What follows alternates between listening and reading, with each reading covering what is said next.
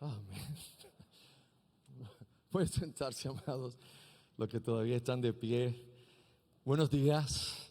La gracia, la paz de Dios sean multiplicadas en el corazón de cada uno de los que en esta mañana tenemos la bendición de estar aquí en la casa del Señor después de todos estos domingos. Yo perdí la cuenta, no sé ni cuántos son, ¿verdad? Pero son muchos domingos en este lockdown por la pandemia.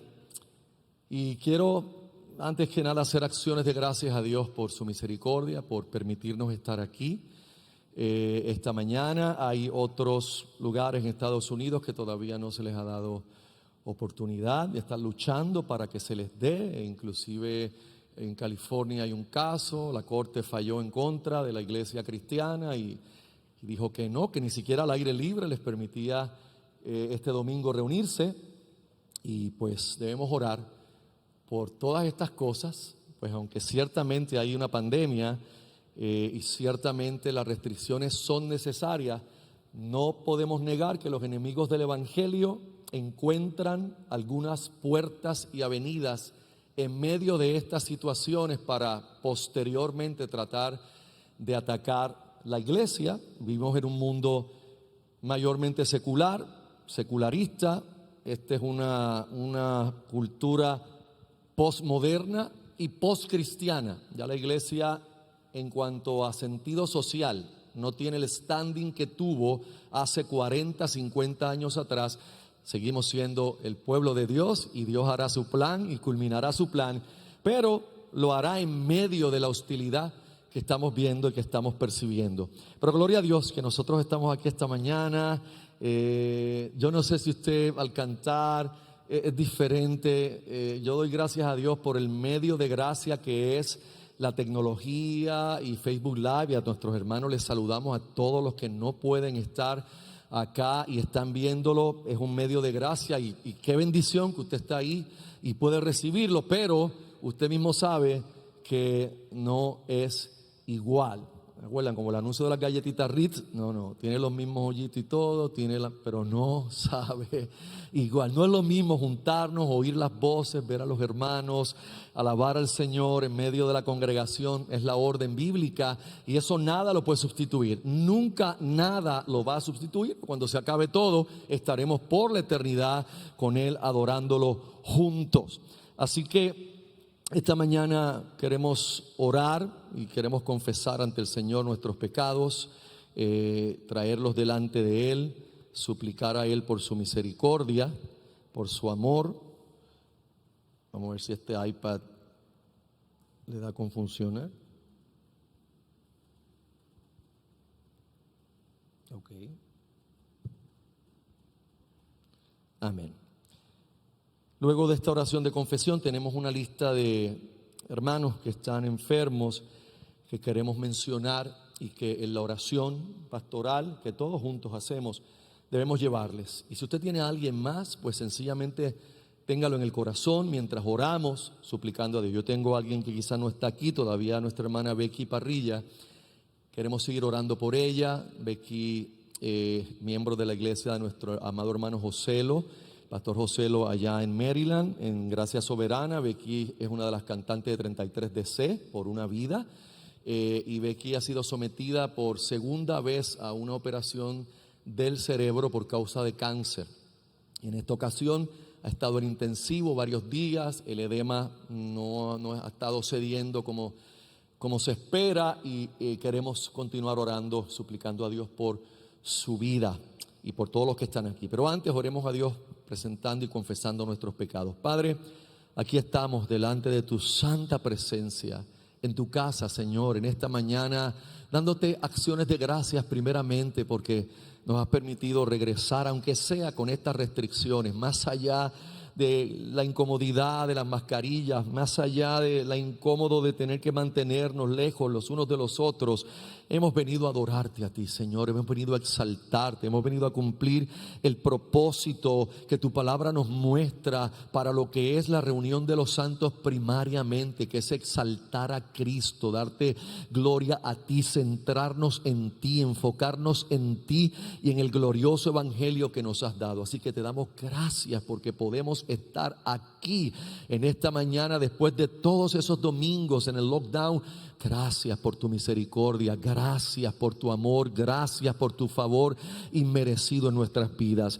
Al adorarte, Señor, en medio de tu santidad, afloran en nuestro corazón aquellos pecados, Señor, aquellas acciones, aquellas palabras, aquellas omisiones, aquellas cosas que hemos debido obedecer y hacer que no hemos hecho, Señor, y las que hemos cometido contra ti, que nos ha dolido y que no quisiéramos, Señor, continuarlas haciendo, pero nuestra naturaleza pecaminosa continúa incitándonos. Confesamos nuestros pecados en esta mañana, sabiendo que tú eres fiel y justo para perdonar nuestros pecados y para limpiarnos de toda maldad. Y confesamos nuestros pecados mirando al Calvario, mirando a la cruz.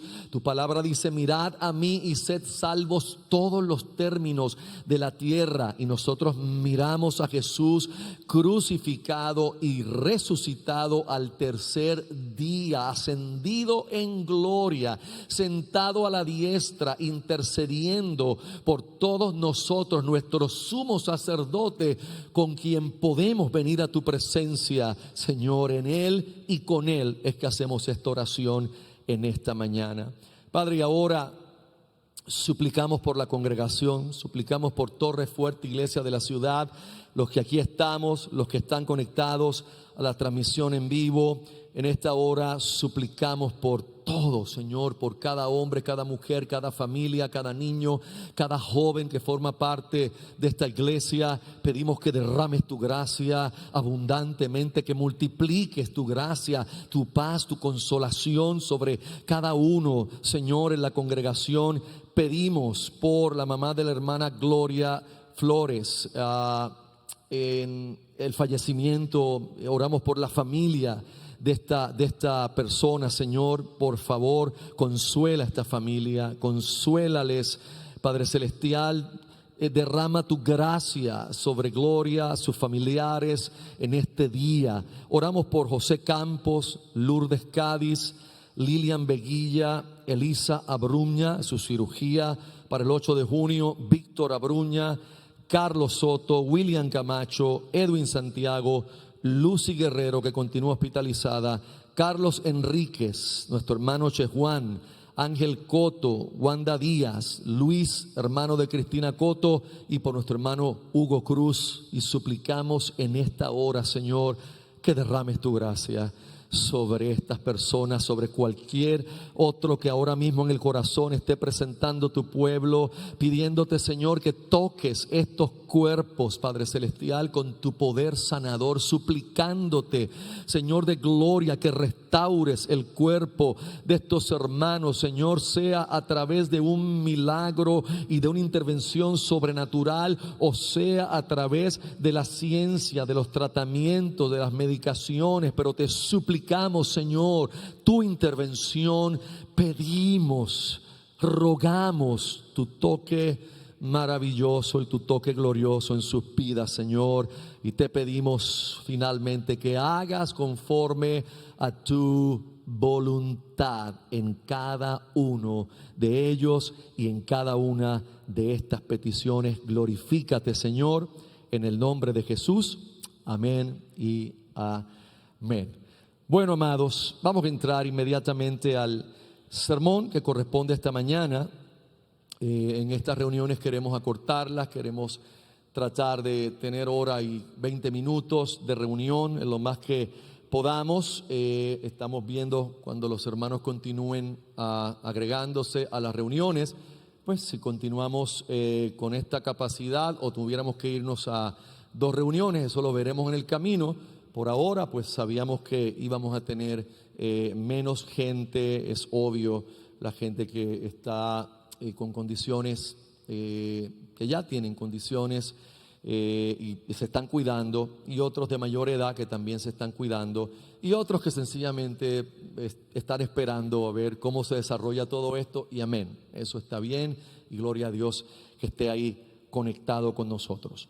Nos corresponde entrar al capítulo 18 esta mañana del libro de los Hechos, el capítulo 18, y vamos a tomar el pasaje que comprende los versos del 1 hasta el 17, los versos del 1 hasta el 17. Ay, qué bendiciones predicar desde aquí. Los domingos en casa es un caso. Yo no sabía si me oían bien, si me estaban oyendo. Yo no sé a quién le estoy hablando, yo no sé qué está pasando, pero qué bueno que ahora los veo aquí. Lo único que no sé si se están riendo, están serios, pero está bien, gloria a Dios, no hay problema, eso está bien. Yo por fe creo que están contentos esta mañana. Aleluya. La única mascarilla que yo he visto moverse, que vi una sonrisa aún dentro de la mascarilla, fue cuando Roberto Cora se casó hace poco. Estaba tan y tan contento, hermano, que hasta por la mascarilla yo vi la sonrisa de Roberto y dije, ajá, ese hombre está contento. Y damos gloria a Dios por su misericordia. Bien, Hechos 18, del 1 al 17, el tema que he puesto para este sermón, o el título que he puesto es: la ciudad del pecado capturada por el evangelio. La ciudad del pecado capturada por el evangelio. Y dice así la santa palabra del Señor. Después de estas cosas, Pablo salió de Atenas y fue a Corinto. Y halló un judío llamado Aquila, natural del Ponto, recién venido de Italia, con Priscila su mujer, por cuanto Claudio había mandado que todos los judíos saliesen de Roma. Fue a ellos, y como era del mismo oficio, se quedó con ellos y trabajaban juntos, pues el oficio de ellos era hacer tiendas. Y discutía en las sinagogas todos los días de reposo, y persuadía a judíos y a griegos. Y cuando Silas y Timoteo vinieron de Macedonia, Pablo estaba entregado por entero a la predicación de la palabra, testificando a los judíos que Jesús era el Cristo. Pero oponiéndose y blasfemando estos, les dijo, sacudiéndose los vestidos: vuestra sangre sea sobre vuestra propia cabeza. Yo limpio desde ahora me iré a los gentiles. Y saliendo de allí se fue a la casa de uno llamado Justo, temeroso de Dios, la cual estaba junto a la sinagoga. Y Crispo, el principal de la sinagoga, creyó en el Señor con toda su casa. Y muchos de los corintios, oyendo, creían y eran bautizados. Entonces el Señor dijo a Pablo en visión de noche: no temas, sino habla y no calles, porque yo estoy contigo, y ninguno pondrá sobre ti la mano para hacerte mal, porque yo tengo mucho pueblo en esta ciudad. Y se detuvo allí 1 año y 6 meses enseñándoles la palabra de Dios. Pero siendo Galión procónsul de Acaya, los judíos se levantaron de común acuerdo contra Pablo y le llevaron al tribunal, diciendo: este persuade a los hombres a honrar a Dios contra la ley. Y al comenzar Pablo a hablar, Galión dijo a los judíos: si fuera algún agravio o algún crimen enorme, oh judíos, conforme a derecho, yo os toleraría. Pero si son cuestiones de palabras y de nombres y de vuestra ley, vedlo vosotros, porque yo no quiero ser juez de estas cosas. Y los echó del tribunal. Entonces todos los griegos, apoderándose de Sóstenes, principal de la sinagoga, le golpeaban delante del tribunal, pero a Galión nada se le daba de ello. Oramos. Padre, gracias por tu palabra. Tu palabra, Señor, es lámpara a nuestros pies. Tu palabra es lumbrera a nuestro camino. Y te suplicamos esta mañana que nos alumbres con ella, que nos edifiques profundamente, que traigas convicción a nuestra vida al escuchar tu palabra, que podamos ver la realidad de nuestro corazón y venir a ti en arrepentimiento y fe, oh Señor de gloria, que podamos ver la gracia y la gloria del Evangelio de Cristo en lo que hoy predicamos. Glorifica tu nombre, glorifica a tu Hijo, Señor, y haz que tu palabra corra y ella también sea glorificada. En el nombre de Jesús, amén y amén. Bueno, ¿cuántos de los que están aquí han ido a Las Vegas, Nevada? Levante la mano todos aquellos pecadores que... No, es broma, es broma. Qué bien. No, levántala otra vez porque quiero ver. Hay bastantes de ustedes que han ido, hay otros que no hemos ido por nuestra santidad. Mantenemos nuestra vida santa y pura en el Señor. No, pero hay esta ciudad que todo el mundo probablemente ha oído, que se llama Las Vegas, pero le apodan Sin City, le apodan la ciudad del pecado. Está en el estado de Nevada. Yo no he estado ni en la ciudad ni en el estado, nunca he estado tampoco en Nevada, pero he visto obviamente fotos de Las Vegas, he visto videos de Las Vegas, videos. Así que, por ejemplo, mi hijo Richard vivió ahí unos meses y tomó algunos videos y me los trajo, especialmente del Strip, ¿no? Donde está todas las luces, todos los hoteles y toda esta situación impresionante. He visto documentales e inclusive películas. Hay cantidad de películas que tienen que ver con Las Vegas. Obviamente una de las cosas que uno inmediatamente sabe es que es una de las ciudades más iluminadas del mundo. Si no la más, es una de las más. Obviamente los americanos dicen que es la más iluminada. Desde el observatorio de la NASA en el espacio es una de las que más se ve iluminada. Y en la cultura de internet ya se da por hecho de que Las Vegas es la ciudad más iluminada del mundo. Obviamente de las cosas que también me ha contado gente que ha ido, además de los hoteles, que son impresionantes, estos hoteles, los casinos, que es obviamente el orden del día y lo que da el dinero a esta ciudad. Está la prostitución, que es legal, pero también usted ha visto en películas que allí están las capillas de bodas, estas capillas de boda donde la gente va a cualquier hora, en cualquier momento, y usted no tiene que hacer ni siquiera una cita, usted solo necesita llevar un ID. Cada uno de los que se va a casar, los que van a contraer matrimonio, llevan un ID y allí te casan y coges el tema que tú quieres, el team, tiene unos teams, lo que tú quieras. Pero lo que usted sí debe saber es que esos matrimonios son válidos, esos matrimonios son vinculantes en un tribunal. No es chiste, no es broma. Esos matrimonios son vinculantes en un tribunal. Así que esta es como si fuera una ciudad de luz y de alegría, pero nosotros sabemos que toda esa iluminación contrasta abismalmente con las tinieblas que hay en esa ciudad. Así como debe ser una de las ciudades más iluminadas del mundo, es una de las ciudades más llenas de tinieblas espirituales y de tinieblas morales en todo el mundo. Y hoy nuestro pasaje nos va a llevar a considerar un poco Las Vegas de la antigüedad. Corinto era esa ciudad considerada como Las Vegas de la antigüedad, donde la gente iba y tú sabes, todo lo que sucede en Las Vegas se queda en Las Vegas, todo lo que sucede en Corinto se queda en Corinto, porque mucho de lo que sucedía estaba ligado a inmoralidad, estaba ligado a pecado, estaba ligado a prostitución y a la inmoralidad sexual. Así que lo que vamos a ver hoy en nuestro pasaje es cómo la gracia y el poder de Dios no tienen límites cuando Dios quiere salvar al pueblo que ha elegido. Aún en el medio de la más densa inmoralidad, Dios tiene un pueblo que ha elegido, hermanos. Y eso debe darnos ánimo esta mañana para nosotros predicar el evangelio a quien sea, a quienes sean, a cualquier grupo. No importa el estilo de vida que tenga cierta gente, no importa la inmoralidad tan rampante en la cual estén viviendo, en la cual estén sumidos.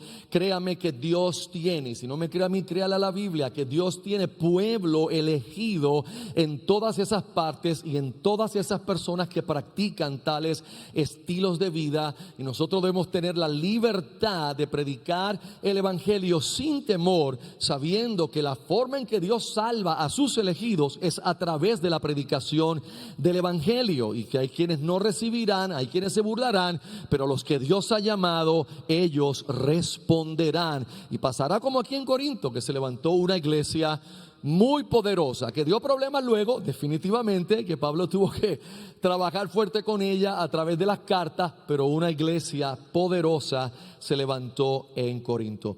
Punto número 1, predicando en la ciudad del pecado, predicando en la ciudad del pecado, Sin City. Nos dice nuestro pasaje que después de estas cosas Pablo salió de Atenas y fue a Corinto.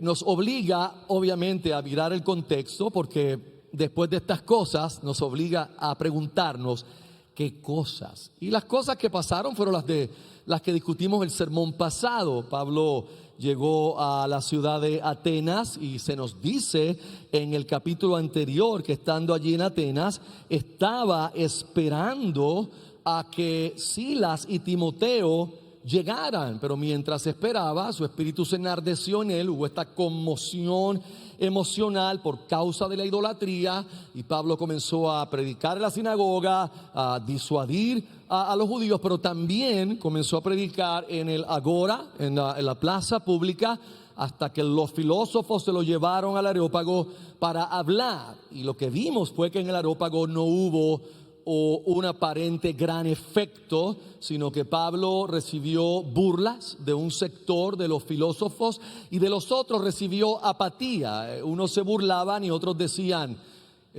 no me llames, yo te llamo. O sea, si más tarde háblanos de esto. Pura apatía. Después te oímos más acerca de esto.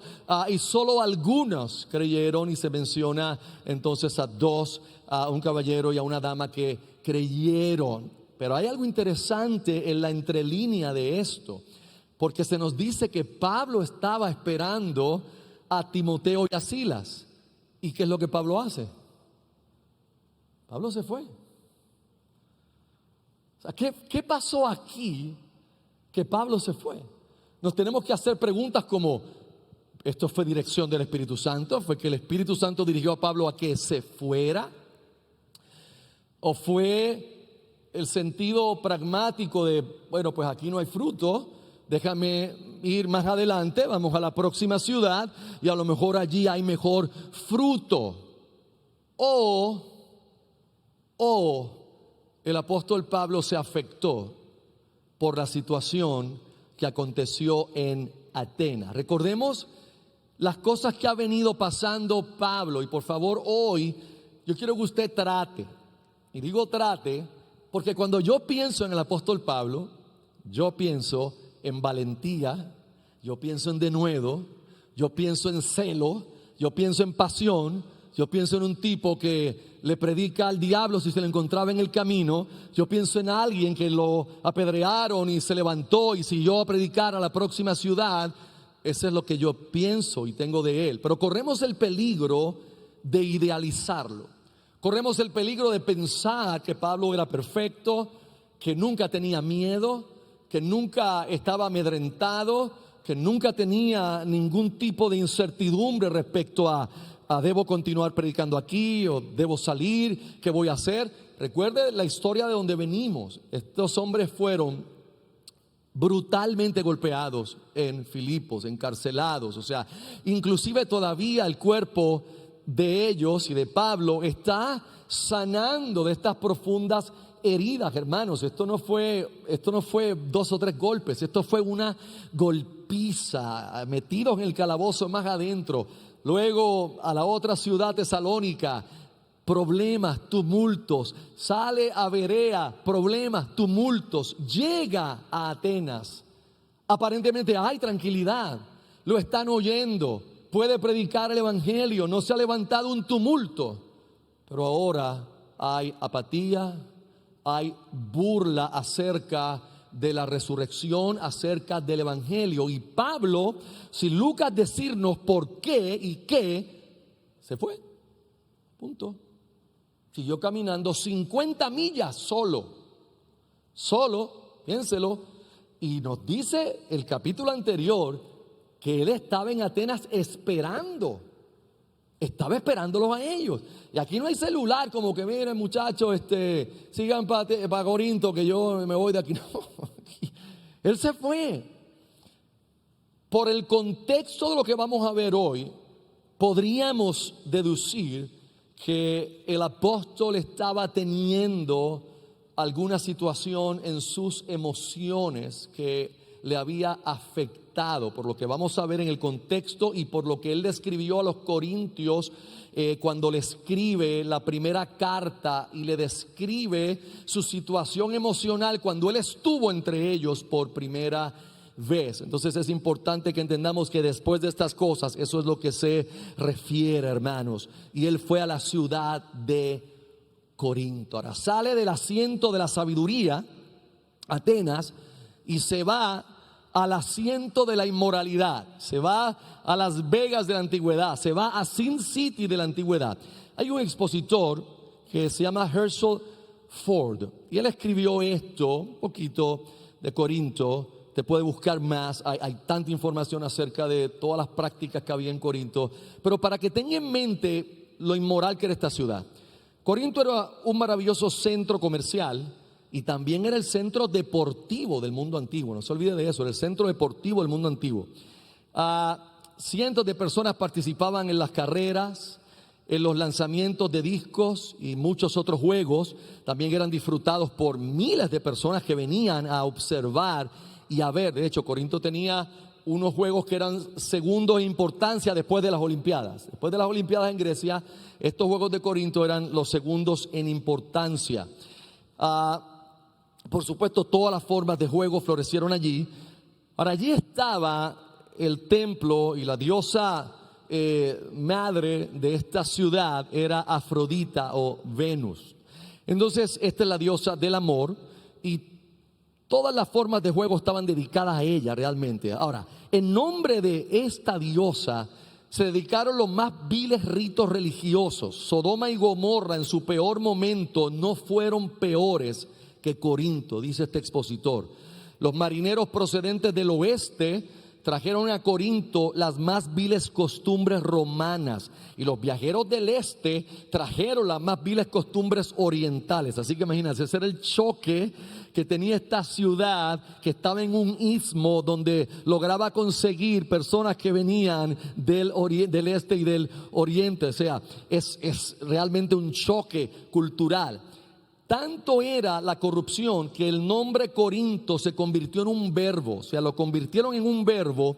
Y cuando a alguien se le decía, tú te has corintianizado, lo que quería decir era, te has vuelto profundamente inmoral y corrupto. O sea, lo que es que se acuña una palabra del nombre de la ciudad para decirle así a la persona que se había vuelto extremadamente corrupta e inmoral, y también a la práctica de la prostitución se le llamó corintianizarse.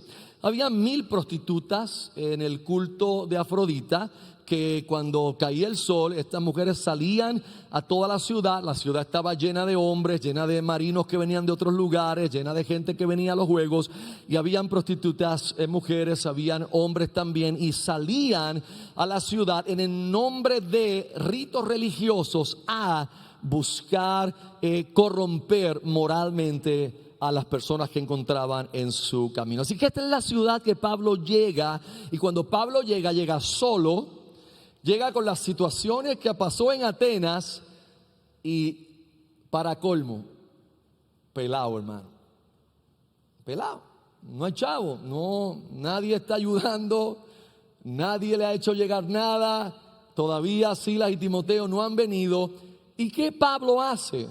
Pablo busca, dice nuestro pasaje. Busca puede implicar que había un anuncio, que se buscaba a alguien para trabajar, y Pablo buscó a este caballero llamado Aquila, que su esposa se llama Priscila, judíos nacidos en el Ponto, pero que por años vivían en Italia.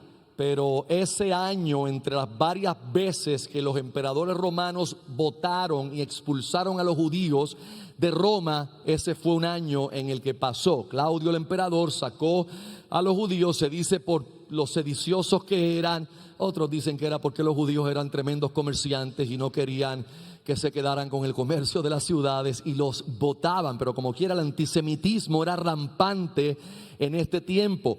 Y esta gente soberana y providencialmente están allí en Corinto. Pablo llega a ellos y Pablo comienza su ministerio bivocacional en Corinto. O sea, bivocacional. Pablo va a trabajar todo el día, esforzándose con sus manos, haciendo tiendas de cuero, hermanos, que es la profesión que él tenía, junto con Aquila y Priscila.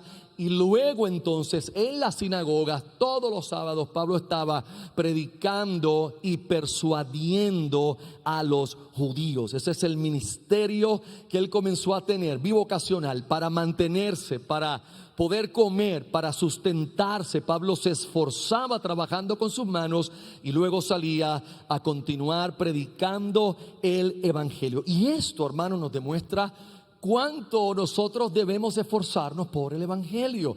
Dios soberano y glorioso nos pone en distintas situaciones, hermanos, y si las situaciones en que nos coloca ameritan de mayor esfuerzo, su gracia está disponible para darnos a nosotros la capacidad de esforzarnos y que por el evangelio podamos nosotros hacer lo necesario. A Pablo no lo iba a detener en ese momento el que no hubiese dinero. Él tenía una profesión, él sabía cómo ganarse el dinero y Dios le había aparejado a este matrimonio que no solamente se convertirían inicialmente en socios de Pablo, sino serían amigos por toda la vida, serían grandes colaboradores, y hablaremos de ellos más en el próximo sermón, porque ellos son los que adiestran al predicador elocuente Apolos. Pero esta gente se convirtió en gran ayuda para Pablo, tanto que ya al final de sus días, en la segunda carta a Timoteo, cuando Pablo está cercano a ser muerto por decapitación, como es lo que se piensa, en su carta final hace mención de esta pareja y le dice a Timoteo que salude a Aquila y a Priscila. Y uno nota el amor y uno nota la despedida de que va a extrañar a esta gente que Dios soberanamente trae a la vida de uno, amados. Es Dios quien nos coloca en una iglesia, es Dios quien nos pone codo a codo a trabajar juntos, es Dios quien nos coloca a todos nosotros servidores en la casa del Señor para esforzarnos por el evangelio y para la obra del Señor, hermanos. El evangelio es aquello que merece nuestro empeño. El evangelio es aquello que merece nuestro celo. El evangelio es aquello que merece nuestra pasión. El evangelio es aquello que merece nuestro mayor esmero. El evangelio es aquello que merece que demos nuestras fuerzas a él. El evangelio es aquello que merece que pongamos nuestros talentos y los dones que Dios ha puesto en nosotros al servicio de la predicación y de la extensión del evangelio. Y Pablo ciertamente era un hombre sumamente celoso de agradar a Dios, de predicar el evangelio. Y mi oración y aplicación temprana en el sermón es que Dios nos diera tan siquiera una onza de todo ese celo que Pablo tenía, y que nosotros en nuestra generación pudiéramos, hermanos, hacer una marca y una diferencia en un mundo hostil al evangelio, pero que nosotros nos mantuviéramos con ese celo, pasión, fuerza y esfuerzo de la gracia de Dios, predicando el evangelio sin detenernos. De hecho, cuando Pablo escribe la primera carta a los Corintios, en el capítulo 4, en el verso 12, la primera parte del verso, Pablo les dice a ellos: nos fatigamos trabajando con nuestras propias manos. Pablo está explicando a ellos lo que hace un apóstol, los deberes de un apóstol, y Pablo dice: nosotros nos fatigamos trabajando con nuestras propias manos. Lo próximo que vemos en la estructura de nuestro pasaje es que por fin llega Silas y Timoteo, y ahora con Silas y Timoteo llega una bendición extra, y es que llegó sustento. Llegaron con una ofrenda de los hermanos de Macedonia, especialmente de los filipenses, y ahora con esa ofrenda eso le permite al apóstol Pablo entregarse de lleno a la predicación del evangelio. Se le va a permitir ahora por un tiempo no tener que compartir el ministerio haciendo las tiendas, sino entregarse por completo de cuerpo, de alma, pero también en tiempo a la predicación del evangelio. Y así lo hizo Pablo, estando con los judíos, ahora todo el tiempo. ¿Qué era lo que él hacía? ¿Qué era lo que Pablo estaba predicando? Nuestro pasaje dice: testificando a los judíos que Jesús es el Cristo. Este era un hombre de una pasión, este era un hombre de un mensaje, y el mensaje era Cristo, hermanos. Él lo dice a los corintios mismos: me propuse no conocer entre ustedes otra cosa que a Cristo y a este crucificado y resucitado al tercer día. Y ese es el sermón de Pablo, el mensaje de Pablo: tomar las escrituras del Antiguo Testamento, abrirlas delante de los judíos, disputar con ellos, dialogar con ellos, abrir las escrituras y mostrarle que Jesús de Nazaret es el Cristo que se anuncia en las escrituras por siglos, hermanos. Y ya ustedes saben que ese mensaje tenía, obviamente, como todo, cada vez que predicamos el evangelio, hay varias respuestas. Y en esta ocasión, los judíos de Corinto se opusieron de manera tan tenaz que blasfemaron el nombre de Jesús. Obviamente no blasfemaron el nombre de Yahweh, porque ningún judío iba a blasfemar a Yahweh, sino blasfemaron el nombre de Jesús. Y usted ve la reacción de Pablo. Pablo no tomó esto como algo liviano. Pablo no tomó esto como: ay, déjame mirarlos con el amor de Dios, porque esta gente, déjame ser más paciente y vamos a darle el amor de Dios y predicar el evangelio. Pablo tomó esto, hermanos, con una actitud muy fuerte. Y Pablo lo que hizo fue tomar probablemente una estampa sacada del profeta Ezequiel 33, donde él habla acerca de la responsabilidad de la atalaya, y si la atalaya anunciaba el peligro y la ciudad no se apercibía, la sangre de la ciudad no estaba en manos de la atalaya. Y ese es el lenguaje que Pablo toma: se sacude la ropa, y yo me sacudí un botón, se sacude la ropa y les dice a esta gente que está limpio de la sangre de ellos. Él está limpio porque Él les ha anunciado el evangelio. Él les ha anunciado la verdad. Y ese acto de sacudirse la ropa es como que no se me quede pegado ni el polvo de este lugar. ¿Se acuerdan que Jesús, cuando adiestró a los discípulos, les dijo que si en una ciudad no lo recibían, ¿qué hicieran? Salieran y se limpiaran ¿qué?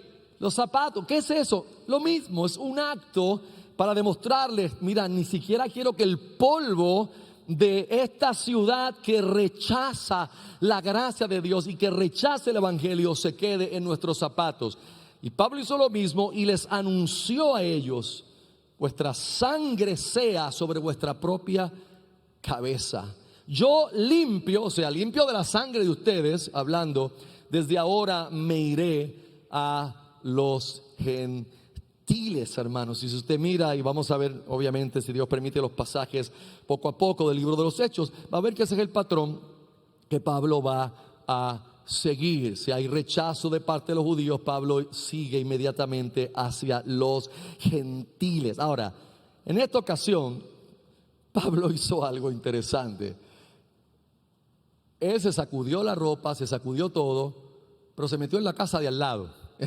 Usted píntese este cuadro y piense la pasión que hay en este hombre. Si él se sacudió la ropa y me voy a los gentiles, pero los gentiles que se fue vivían al lado de la sinagoga, y se metió en la casa de un hombre llamado Justo, que era un griego piadoso. Son uno de esos griegos que temen a Dios y que se reúnen en la sinagoga. No son prosélitos, no han llegado a la circuncisión, pero gustan del Dios de Israel, adoran al Dios de Israel y se les considera así, hombres piadosos. Y él entró en esa casa, fue recibido con gozo. ¿Y qué hizo Pablo en esa casa, hermanos? Siguió predicando el evangelio. Ahora, al lado de la sinagoga, Pablo estableció su centro de predicación del evangelio, con el resultado tan extraordinario de que el mismo encargado de la sinagoga creyó al Señor, él y toda su casa, hermanos. Eso implica hasta los esclavos de la casa. Él y toda su casa creyeron. Y dice nuestro pasaje: muchos de los corintios, muchos, hermanos, muchos, esto no es como en Atenas, muchos de los corintios oyendo creían y eran bautizados. Desde aquella casa comenzó un avivamiento, Pablo predicando y los judíos teniendo que ir a la sinagoga y viendo todo esto, y ahora sabiendo que Crispo, el encargado de la sinagoga, también creyó y se bautizó. Ahora piense usted que tiene que haberse generado una gran tensión. Pablo tiene que haber estado sintiendo lo mismo que sintió en las otras ciudades.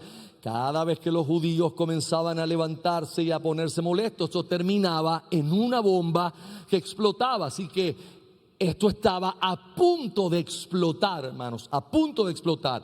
Y es obvio que Pablo entonces quizás está en su mente y corazón pensando qué hacer. Si voy a otra ciudad, si es hora de salir de aquí, si continúo predicando, si aplacamos esto un rato, si me voy a seguir haciendo tiendas y bajo lo que estoy haciendo. ¿Por qué sabemos eso? Por lo próximo que viene en el pasaje, hermanos.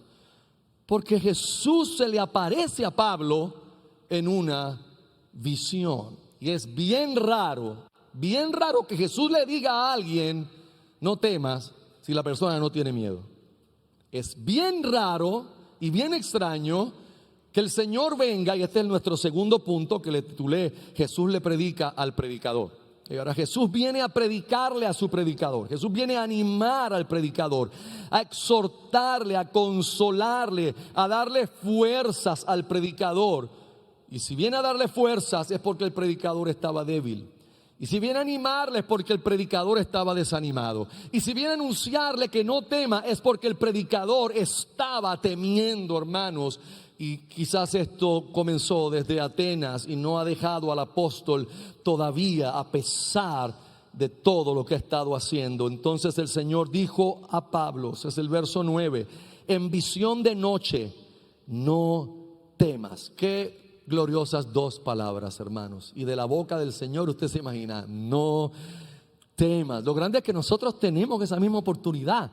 Sí, usted no tiene que suplicar por una visión, usted lo tiene que abrir la Biblia, y aquí en la Biblia se nos dice de parte del Señor, no temas, no temas, sino habla y no calles, porque yo estoy contigo y ninguno pondrá sobre ti la mano para hacerte mal, porque yo tengo mucho pueblo en esta ciudad. Y se detuvo allí 1 año y 6 meses enseñándoles la palabra de Dios. Es obvio, hermanos, que Pablo necesitaba esta exhortación. Si usted mira en 1 Corintios capítulo 2, en el verso 3, Pablo describe su condición emocional. Aunque nadie lo supiera, aunque nadie lo viera, aunque nadie se hubiera dado cuenta, Pablo describe su condición emocional mientras estuvo en Corinto en esa primera ocasión. Él dice, 1 Corintios 2:3, y estuve entre vosotros con debilidad y mucho temor y temblor.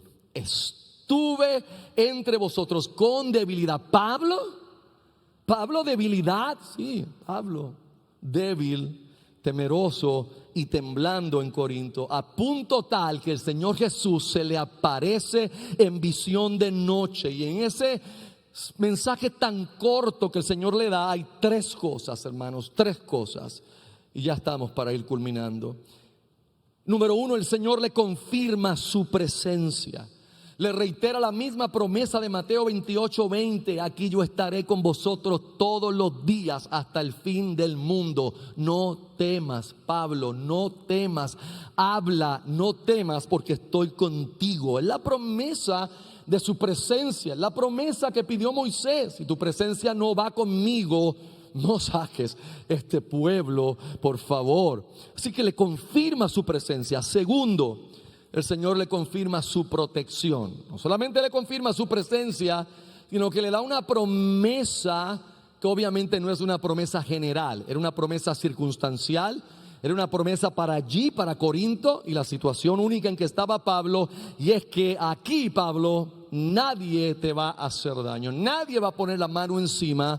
Él no estaba hablando que eso iba a ser en todas las demás ciudades, ni está hablando que nosotros tomemos esa promesa, la saquemos de contexto y digamos, hey, nada me va a hacer. No, eso fue para Pablo y fue para Corinto, pero le dio esa confianza que Pablo necesitaba y la necesitaba por la tercera razón, o el tercer punto, porque el Señor le confirma su propósito. ¿Por qué Jesús vino a alentar, a exhortar, a animar, a llenar de fuerzas a su predicador? Porque Dios tenía un pueblo allí en Corinto que había elegido. Cuando usted lea esa frase, hermanos, aquí en el capítulo 18, verso 10, porque yo estoy contigo y ninguno pondrá sobre ti la mano para hacerte mal, porque yo tengo mucho pueblo en esta ciudad. No estaba hablando de la gente que ya se había convertido. El mucho pueblo estaba hablando de los que vendrían al Señor, los cuales Dios en su soberanía había elegido antes de la fundación del mundo, y tenía sus nombres, sus apellidos, pero el evangelio les tenía que ser predicado para que ellos vinieran al Señor. Y su instrumento estaba allí con temor y con incertidumbre. Y Jesús le está diciendo: Pablo, no temas, no te calles, habla, porque yo estoy contigo y porque tengo mucho pueblo. O sea, si hablas, vas a ver las conversiones. Si hablas, vas a ver la gente viniendo a mí en masa. Si hablas, vas a ver que hay mucho pueblo en esta ciudad y nadie te podrá hacer daño. No temas, sino habla y no calle. ¿Cuál fue el resultado?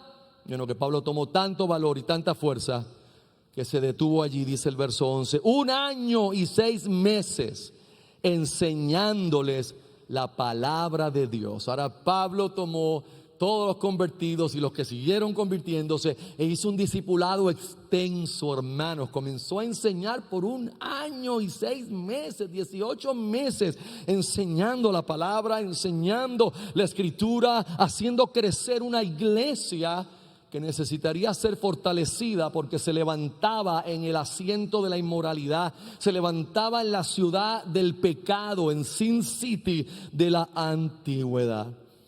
¿Cumplió el Señor su promesa? Claro que cumplió su promesa, hermanos. Siempre los judíos levantaron un problema, siempre la bomba explotó y los judíos tomaron a Pablo, lo llevaron donde Galión, que era un hombre importante. De hecho, Galión era hermano de Séneca, este filósofo romano que fue quien adiestró y fue mentor de Nerón, aunque Nerón luego se viró en contra de Séneca y de Galio también. Pero para este entonces, este era un hombre importante. Y en su providencia santa, fíjate que ahí Dios no tuvo que enviar ángeles como en otros lugares, ni terremotos como la cárcel de Filipo.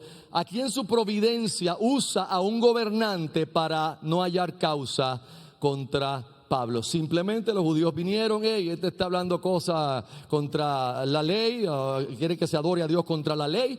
Algunos eruditos no saben si ellos se referían a la ley de Moisés o a la ley romana, pero Galión lo tomó como si fuera la ley de Moisés, la ley judía, y dijo: yo no me voy a meter en estas cosas, no hay causa para esto. Y Pablo salió libre, aunque siempre alguien agarró una golpiza allí. Un segundo hombre que parece que había sucedido a Crispo en el liderato de la sinagoga, tomó una golpiza.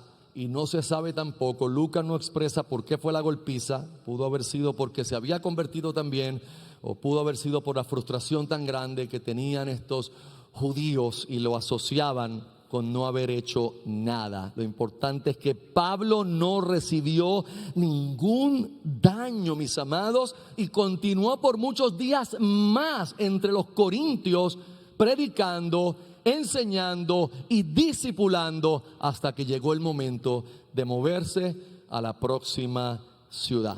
Conclusión, mis amados, de este pasaje: Pablo es fortalecido por el Señor en Corinto para cumplir su propósito soberano, y que al predicar el evangelio los elegidos vinieran a la salvación en medio de la ciudad del pecado. Algunas aplicaciones que podemos tener y que podemos reflexionar, mis amados. Oremos, como les dije ahorita, que Dios nos conceda un poco, así sea un poco, de la pasión y el celo que había en Pablo por predicar el evangelio. Segundo, oremos que Dios traiga obreros como Aquila y Priscila a la casa del Señor, que fortalezcan la iglesia, que fortalezcan el liderazgo y que se conviertan en ayudas, hermanos, en la casa del Señor. Tercero, reflexionemos que aún en medio de la ciudad más podrida en inmoralidad, Dios tiene un pueblo elegido que necesita oír el evangelio. ¿Y quiénes son los predicadores? Nosotros que estamos aquí, hermanos, no los ancianos. Todos nosotros que estamos aquí somos los predicadores. Esto no es un sermón de que Jesús animó solamente a Pablo y al predicador. No, este es un sermón que nos anima a todos nosotros, a que Él está con nosotros. Él nos da la gracia, y que si Él nos da la gracia y nos libra del temor, hablemos abiertamente el evangelio sin temor a los hombres, porque Dios va a salvar a los que Él ha llamado. Próxima, reflexionemos en que el Señor está con nosotros y no debemos temer al hombre. Hermanos, si creyéramos eso de verdad, y me incluyo, si yo creyera esto de verdad, no habrían temores en nosotros. No lucharía con el temor al hombre, con el miedo a lo que va a decir, con el miedo a la burla, con el miedo al desprecio. No, cuando estamos luchando con eso es porque leemos esto y lo tenemos aquí, sí, el Señor está conmigo, pero todavía no lo creemos totalmente, hermanos. Y es una realidad. El Señor está con nosotros y está aquí con nosotros como congregación, pero está contigo, está en ti, hermanos, a través del Espíritu Santo, y está con nosotros. Y finalmente, también se lo mencioné ahorita, en vez de querer ver una visión, ¿verdad? Y que ahora vayamos a pensar, bueno, pues si el Señor le dio una visión a Pablo, me tiene que dar una visión a mí también. Hermanos, aquí está la visión. Aquí ya esto se completó, y aquí está la visión que nosotros necesitamos. Dios puede dar una visión, Él es soberano, Él puede hacerlo con quien Él quiera, como Él quiera, cuando Él quiera. Pero usualmente en este momento lo que yo tengo que hacer es abrir la Biblia y ser animado, buscar los versos que tienen que ver con el evangelio y ser animado, buscar las promesas grandes y preciosas que Dios ha dado y ser animado, hermanos, porque Él aquí nos dio su corazón, su mente, su voluntad. Esta es la palabra de Dios, hermanos, y eso es lo que nosotros debemos hacer para animarnos todos los días a continuar predicando el evangelio. Puerto Rico ha cambiado en las últimas décadas. Ya no es aquel Puerto Rico tranquilo, con menos inmoralidad. Como cualquier ciudad contemporánea, estamos atestados de tinieblas, estamos llenos de inmoralidad, pero eso no nos puede amedrentar, porque Dios tiene mucho pueblo en Puerto Rico que va a salvar, y somos nosotros los predicadores.